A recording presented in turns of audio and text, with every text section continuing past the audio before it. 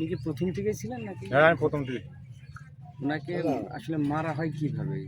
কি দিয়ে মারে? হাত দেওয়ারে বিদেশি লাইট। ভাই, এমন একটা অভিযোগ হচ্ছে যে ওনার নাকি 2টা কিল মারার পরে উনি এমনি পড়ে যায় গিয়ে স্ট্রোক করে মারা না যায়। না না ওরকম কিছু না।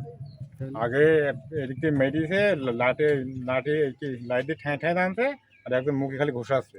ঘুষে কান পড়ে গিয়ে এখন নাতানি শুরু করে দিয়েছে। নাতি বুকে নাতনি দম থেকে। আপনি সরাসরি এখানে উপস্থিত হ্যাঁ আমি ছিলেন? সরাসরি উপস্থিত ছিলাম। ঠেকাতে পারেননি একটু? আমি একলা 3 জন মাছ আমি একলা কিভাবে ঠেকাবো? ঠেকাই তো আমার গায়ে তো মায়ের পেড়িয়েছে। নাম নিয়ে নাও। আচ্ছা, রাজনৈতিক ভাবে কি এটা নিয়ে গেছে এরকম কিছু মনে হচ্ছে?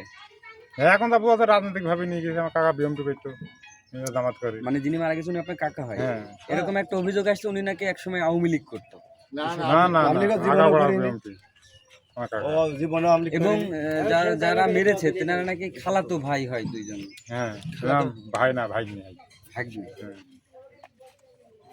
আমলিক সে করিনি, সে বিএমপি সারা জীবন। সারা জন বিএমপি। আপনারা হচ্ছে উনি আপনার কখন নিশ্চিত হন যে উনি মারা গিয়েছে? এইখানতেই আমার হাতের উপর মেরে দিয়েছে জায়গায়?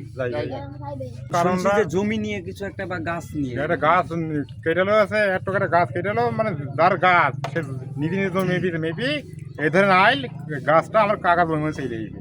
আর সেখন সে বলি গাছটা কেটে নাও, সে কাটেনি।